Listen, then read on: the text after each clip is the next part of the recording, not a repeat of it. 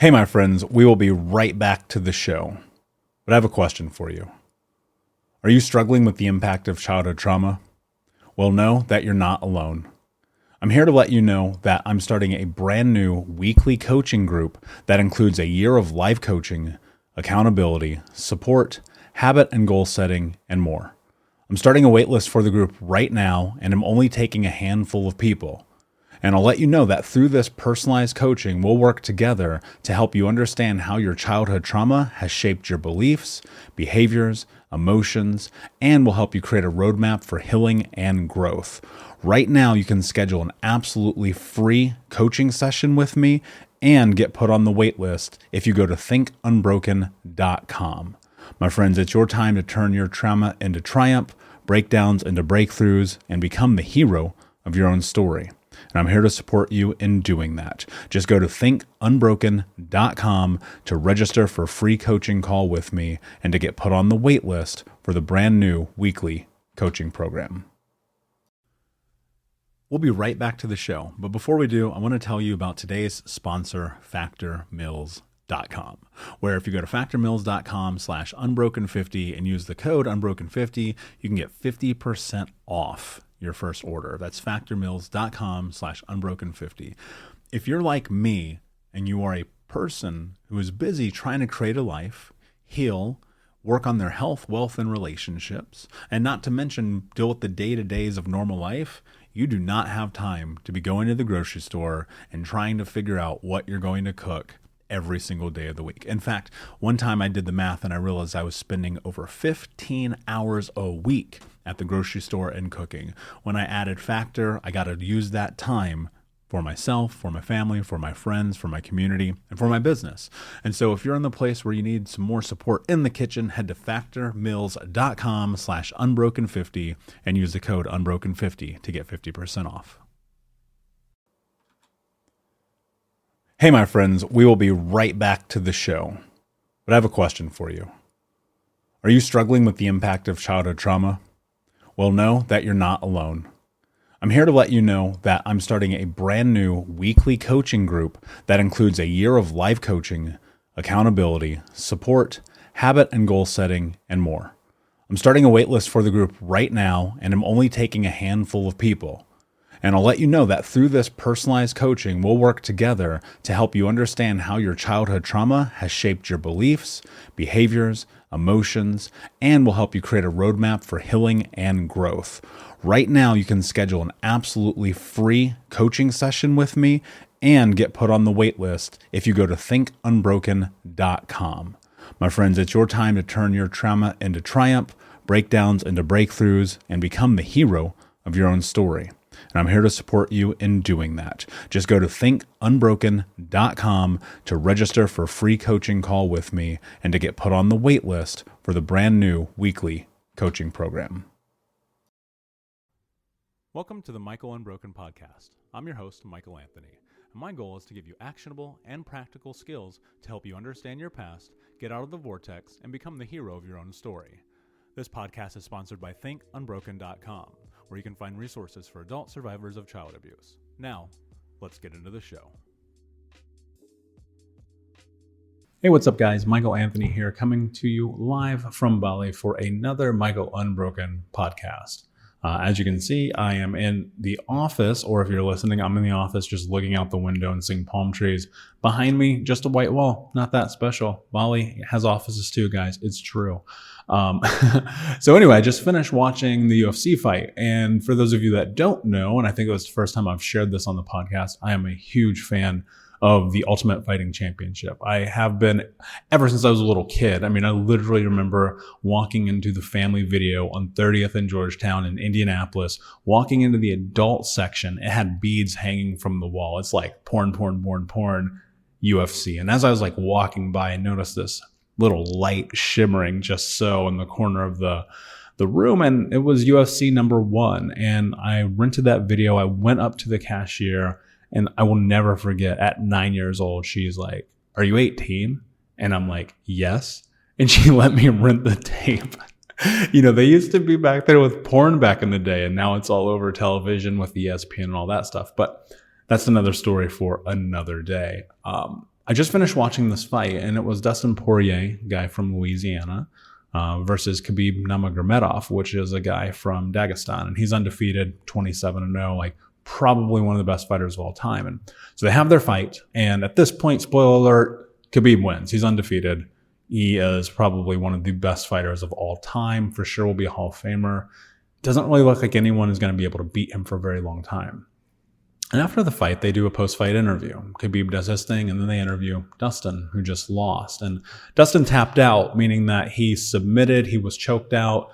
Like, he didn't die or anything. Like, it's not, if you're listening, you're like, I'm scared of the UFC. It's not as crazy as you think. I've been rolling jiu-jitsu and practicing martial arts for the majority of my life. And you tap out so you don't pass out or so you don't get injured really badly. And so he did the smart thing as a fighter. And as they're interviewing him, he's crying. And he's talking about how he gave it his all. And even though he gave it his all, he still lost. And unfortunately, that's how it goes sometimes. You can not cut any corners. You can go as hard as you can and do everything possible. And sometimes you're still going to lose. And that's the nature of life.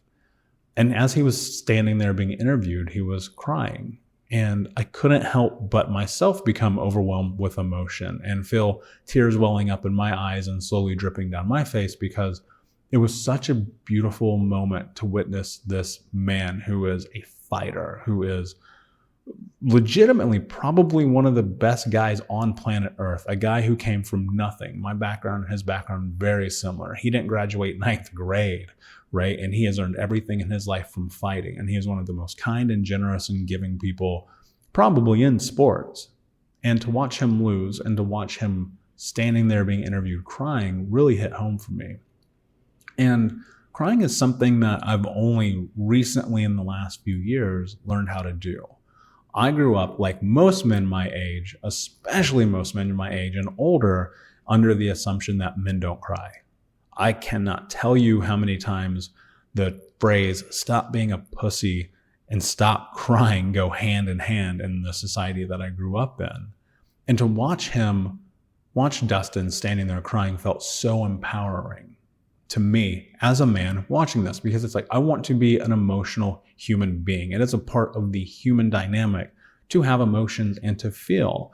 And I learned how to shut them off. Part of it was because of the child abuse. My stepfather would beat us until the point that tears could no longer come out. He would say constantly, if you keep crying, I'm going to give you something to cry about. And I literally learned how to stop being an emotional human being. I learned how to stop crying.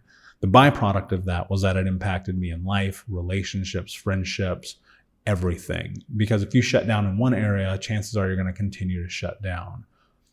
The other part of it was like being amongst boys. And I played sports for the majority of my life. I always look at sports as like, that's going to be my out. That's how I get out of this neighborhood. That's how I get out of this environment and escape from this family, ultimately. That didn't really work. I mean, it did and it didn't. But being on those teams and playing sports with a bunch of boys, there's always this really intense sentiment about you don't cry. You don't get emotional. Win or lose, you never cry. You never show your emotions on the field. You never allow yourself to like exist in a fashion that you're a human being.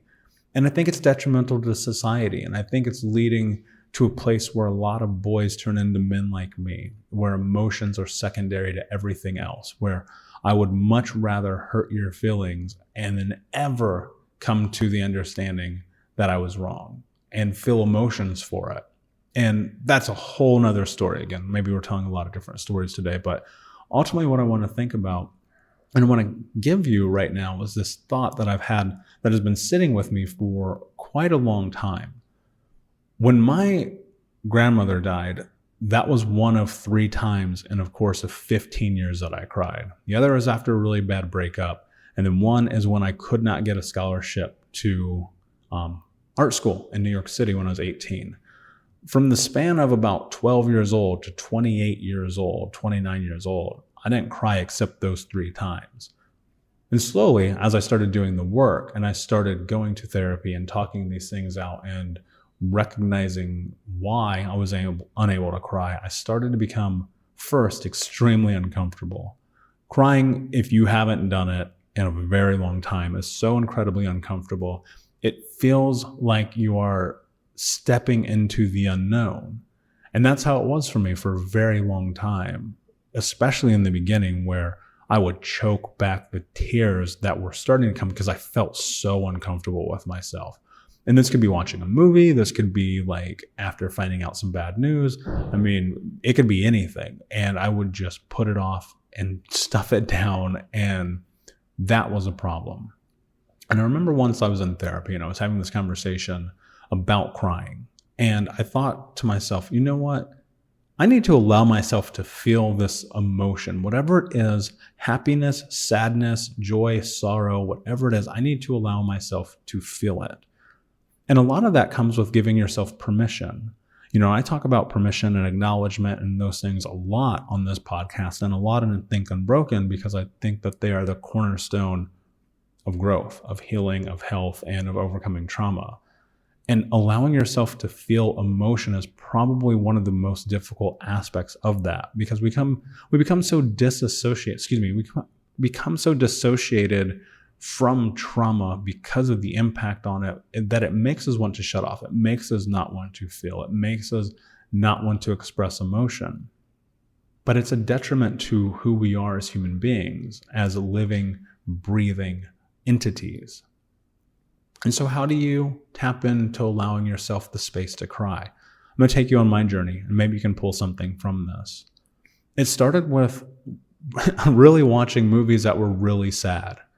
Not joking at all. It just started with watching movies that always made me feel when that scene comes of being uncomfortable, like tears were going to start. And just, even if it was just one tear, I would just let that come. And then I would take my journal and I would write the emotions that I was feeling because of watching that film. And I would write these emotions down, and it would be like, I watched Good Will Hunting today, and I felt a sense of loneliness that made me feel like crying because I understood what it was like for Will to not know love, to not know companionship, and to feel like he had to figure it all out on his own. And as I wrote these things, as I wrote and watched these films and eventually listened to music, and then even the little thing, like literally I was watching the Super Bowl 3 years ago, something like that, and this commercial comes on, and I literally am like in this room of people crying, like not like bawling, but just tears falling down my face. And I was like, that was the first time I recognized that I was okay with crying. And it still is something that I'm working on. I feel like for the rest of my life, I will always work on being okay with being an emotional man. And I want more men to be emotional because I think it's so important, because if we can raise emotional boys who are allowed to cry, we are going to have more emotionally stable men in future generations.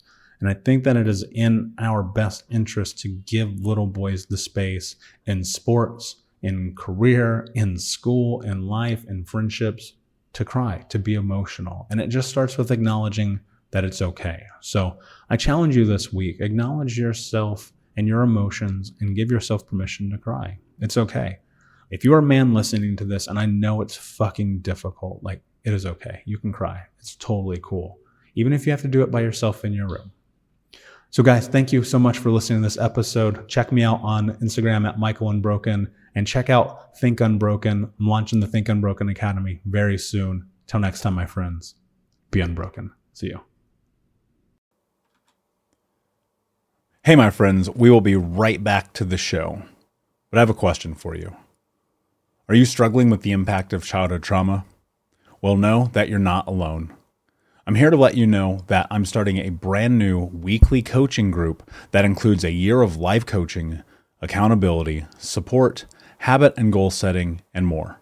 I'm starting a waitlist for the group right now, and I'm only taking a handful of people. And I'll let you know that through this personalized coaching, we'll work together to help you understand how your childhood trauma has shaped your beliefs, behaviors, emotions, and will help you create a roadmap for healing and growth. Right now, you can schedule an absolutely free coaching session with me and get put on the wait list if you go to thinkunbroken.com.